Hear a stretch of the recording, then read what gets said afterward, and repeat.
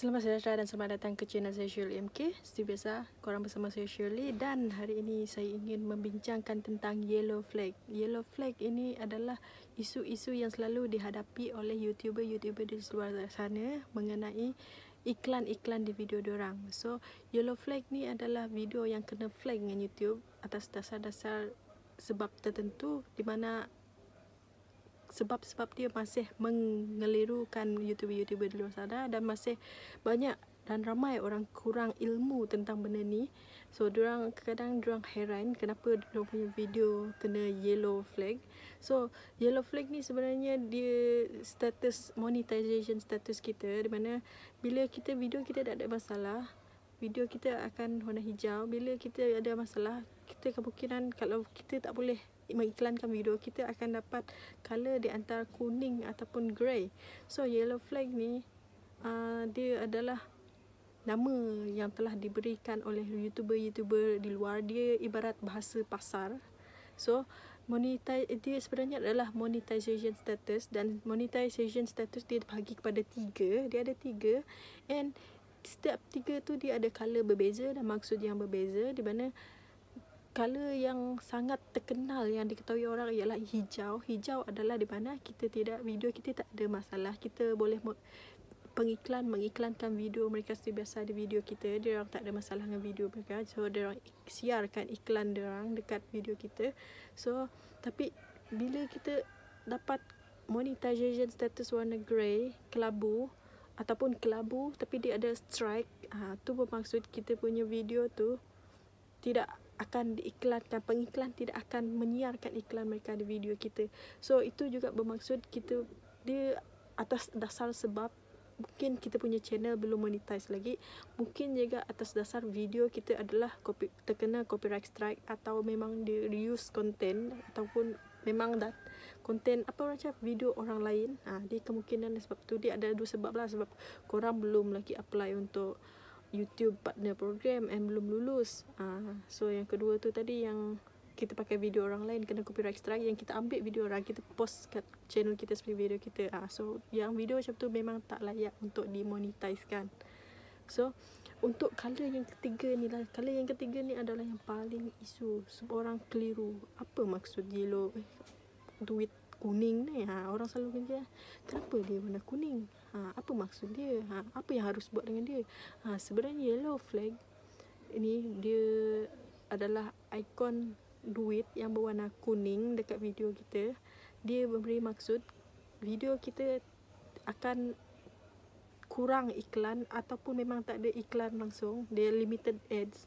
Sebab benda ni terjadi sebab ada pengiklan tu dia tidak bersetuju dengan video kita, sebab video kita tidak mendapati ciri-ciri yang diorang nak. Setiap pengiklan dia banyak company dia berbeza orang yang lain.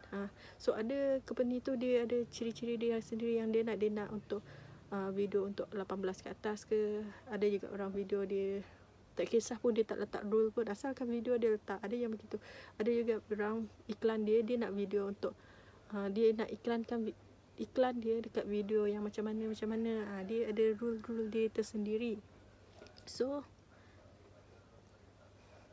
sebab itu kita kena faham apa ciri-ciri dan benda-benda yang pengiklan ni nak sebelum kita membuat video. Sebelum kita masuk lagi dalam mengenai pengiklan ni, kita juga kena tahu macam mana kita punya video dan macam mana YouTube berfungsi. Kita kena tahu bila lepas kita berjaya upload video kita, apa yang jadi dan apa yang YouTube buat dengan video kita. Untuk pengetahuan korang, bila kali kita berjaya upload video kita berjaya muat naik video kita, so YouTube akan scan video kita frame by frame tau. Macam mana frame by frame tu saya tak boleh nak jelaskan, saya tak dapat nak jelaskan. Mungkin korang kena cari. So dia akan scan video kita, so dia akan detect segala benda, dia akan detect lah segala benda video dalam video kita tu. And orang yang scan tu bukan orang tau, dia adalah sistem, dia adalah machine learning. Dia sistem di mana dia tidak mempunyai akal seperti manusia. So dia telah dikodingkan untuk scan kita punya video macam mana. So kalau video kita ada melanggar community guideline, dia akan keluarkan error di mana apa kesalahan kita, di mana dia akan seperti kalau kita upload video orang lain, dia akan letak copyright claim ke macam tu, dia akan ada macam tu. Ataupun kita ada letak lagu orang lain dekat video kita, so dia akan letak copyright claim macam tu. So dia macam tu juga untuk kita monetization status ni untuk iklan dia. So kalau dia rasa dia dah scan video kita, dia rasa video kita tak sesuai untuk pengiklan, so dia akan letak monetization status tu sama ada hijau, kuning ataupun kelabu. So sebab tu korang kena faham macam mana dia berfungsi. So lepas tu kita pergi direct pula, kita kena fahamkan pula apa ciri-ciri yang pengiklan nak, apa dia orang punya guideline tu. Sebenarnya YouTube dah sediakan guideline kepada YouTuber di luar sana. Guideline ni dipanggil advertiser friendly guideline. Dia adalah garis panduan. Di sini sebenarnya dia diciptakan dia untuk sebagai garis panduan kepada YouTuber kat sana supaya menciptakan video yang sesuai untuk tontonan umum, sesuai untuk pengiklan. Dan polisi ni juga polisi ni dia bukan terkandung dekat, dia bukan apply dekat konten video tu je tau. Dia juga termasuk pada tajuk video kita, description video kita dan tag video kita. Semua benda termasuk. Even dekat thumbnail tu kita letak gambar ke apa ke mesej yang tertentu, dia takkan biarkan kita monetize, dia akan menjadi isu. So setiap isi thumbnail kita, tulisan thumbnail kita, semua dia akan termasuk. Kandungan yang diorang tidak benarkan adalah kandungan seksual, kandungan seperti kandungan orang dewasa lah. Dia dewasa tak kisah pasal seksual ke, kita jual benda-benda berkaitan dengan seksual, kita memberi tunjuk ajar pasal seksual. Dan satu lagi antara juga adalah bahasa kita. Bila kita orang yang suka mencarut tu, dia suka mempunyai percakapan lucah, kasar atau menggunakan ayat-ayat yang berbahaya. Terkadang penggunaan ayat seperti pacak juga sebenarnya dilarang. Sebab benda ni sistem yang detect, bila dia rasa ayat tu ayat seperti yang berbahaya, dia tidak akan benarkan kita untuk monetize. Sebab sistem tu dia akan letak kita punya status tu sebagai warning. So sebab tu kita kena tahu apa yang dilarang, apa yang tidak, supaya in the next time bila kita upload lagi video, kita face lagi isu ni, kita tahu apa kita nak buat. So kita kembali lagi kepada apa kandungan-kandungan yang tidak sesuai bagi pengiklan. Pertama, bahasa yang tidak sesuai tadi, seperti yang cakap, lucah, kasar, bahaya. Dan satu antara video lagi, kekasaran seperti bully, semua tu memang tak boleh. Bully, bergaduh ke, video yang membabitkan banyak darah, video yang mencederakan orang lain atau yang mendatangkan kecederaan kepada orang lain. Kandungan seksual, seperti saya dah cakap tadi, kandungan seksual tak kisahlah korang beri tunjuk ajar ke macam mana nak buat macam tu, macam mana macam ni, semua tu tak boleh. Video yang macam harasskan orang lain, harassment macam tu semua tak boleh. Apa-apa yang berkaitan dengan gambar ke apa ke, semua tak boleh. Even korang jual toy tu pun tak boleh. So antara lagi benda-benda yang dilarang adalah aksi yang berbahaya dan membahayakan, seperti sukan-sukan yang sangat bahaya, dengan prank semua tu, dengan body tattoo atau medical surgical, apa-apalah yang mengenai yang macam even pro vaksin macam tu, semua tu pun yang bukan pro vaksin, yang anti vaksin tu pun sebenarnya dilarang. So antara kandungan yang selalu orang terlepas pandang adalah kandungan yang mendatangkan kebencian. Benda ni, mendatangkan kebencian ni, dia selalunya terhadap agama, bangsa, negara, kewarganegaraan, pasal individu, pasal dia punya gender isu, pasal dia punya seksual isu, macam transgender, semua tu, LGBT, semua tu semua tak boleh. Tak kisah dia punya kepercayaan macam mana, kita tak boleh membuat satu video yang video yang berbentuk kebencian terhadap sesuatu agama tu, bangsa dia, kaum dia, apa-apalah, mengenai orang ni, video macam tu adalah dilarang. So ada orang dia terlepas pandang, dia menyentuh pasal agama dan bangsa orang lain. So dia tak sedar sebenarnya dia tak sedar dia telah video dia tu tidak sesuai untuk diiklankan. So bila video dia dimuat naikkan, dia heran kenapa dia dapat kuning. Sebenarnya kalau kita dapat monetization ikon status warna kuning ni, kita delete video tu, kita upload pun dia tetap sama. Sebenarnya kita kena check apa salah kita. Kita guna, kita delete, lepas tu upload, delete, upload. Sebenarnya sama je sebenarnya. Dia akan scan balik, dia akan ulang lagi benda sama. So antara benda yang dilarang adalah dadah, tobako dengan senjata api. 3 benda ni adalah sangat-sangat dilarang. Sama ada kita mempromot, menjual ataupun membuat video berkaitan dengan tu, dia memang dilarang. Melainkan video berkaitan awareness, tu mungkin beza lah, tu depend on YouTube lah macam mana diorang ni. So kontroversi seperti child abuse, pengguguran macam tu juga adalah dilarang sama sekali. Sebab ada setengah tu dia macam child marriage, setengah negara tu dia tak kisah pasal child marriage, ada setengah negara tu dia kisah. So kita tak boleh nak bash diorang punya tu adalah bawah isu kontroversial. Dan peristiwa sensitif, peristiwa sensitif ni seperti contoh dia COVID-19 pada tahun lepas kot, masa COVID awal-awal lagi dan masih hangat di China. Time tu COVID tu dia popular kat China aja.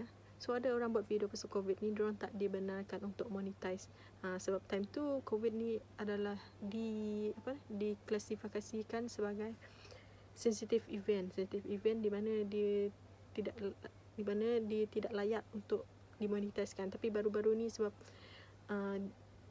mengenai COVID ni dia dah global, so monetize dia lepaskan, dikecualikan COVID ni, dia dah biarkan dia benarkan orang untuk monetize video mengenai COVID, sebab atas dasar ni awareness macam tu, supaya orang beri awareness kat penonton-penonton semua. Sebab benda ni dah, sebab dulu dia kat China je, sebab tu lah dia dilarang. Sekarang dia adalah global di seluruh tempat, dia makin lama makin membesar. Sebab tu dia telah dibuka mengenai COVID ni supaya orang spread the awareness among us, among people. So satu lagi adalah untuk video content family. Kalau video content family, dia tak kisah dia adalah umur, dia membabitkan parent, dia membabitkan remaja, dia membabitkan anak-anak. So video content family ni sekiranya ada tema dewasa kat dalam tu, dia adalah dilarang. Tema dewasa ni korang tak tahulah, video-video yang berkaitan dengan 21 plus, macam keganasan, macam sexuality macam tu, semua benda-benda macam tu yang tidak dibenarkan untuk 21 ke bawah. So kalau untuk kandungan dewasa selalunya 21 above lah. Dia adalah more to video to general audience, yang dia tak klasifikasikan maksudnya dia tak klasifikasikan dekat certain umur, tak the general audience lah, di mana ada budak, ada ni, memang untuk family, nama pun family content kan. So sebab tu dalam family content tak boleh ada benda-benda yang berunsur-unsur 21 tahun ke atas. Sebab tu macam PG-18, PG-21 macam tu berkaitan dengan benda macam tu lah.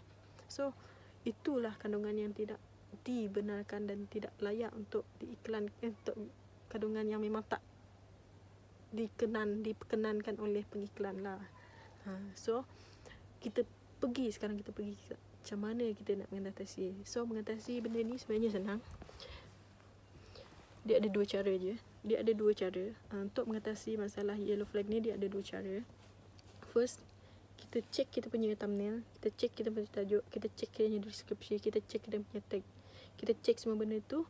And kalau kita rasa macam contoh gambar kita ada api, tukar yang tu. So api tu diklasifikasikan gambar sebagai bahaya.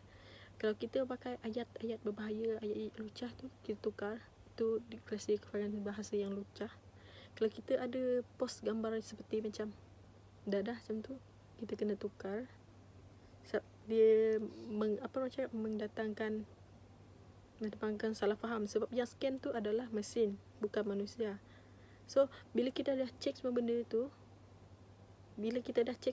tapi tetap kuning lagi, tu kita kena pergi kepada cara kedua. Cara kedua ialah kita appeal dekat YouTube, kita mohon untuk human review dengan YouTube. Kita minta kat diorang untuk human review. So human review ni lebih efektif lah. Tapi if in case kalau dah human review pun, panel decision diorang pun korang layak dengan ikon status warna kuning tu, untuk yellow flag tu. Maksudnya korang video content korang memang ada masalah lah. Yang tu maksud korang tak payah upload je lah video tu, atau korang upload je video tu tapi tak payah buat duit pun. So itu depend kat korang lah, korang nak biarkan video tu macam mana.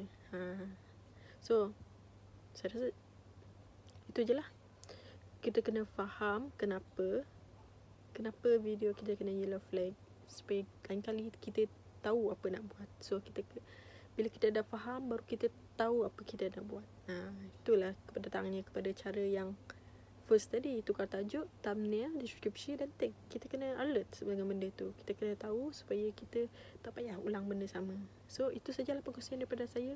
Terima kasih.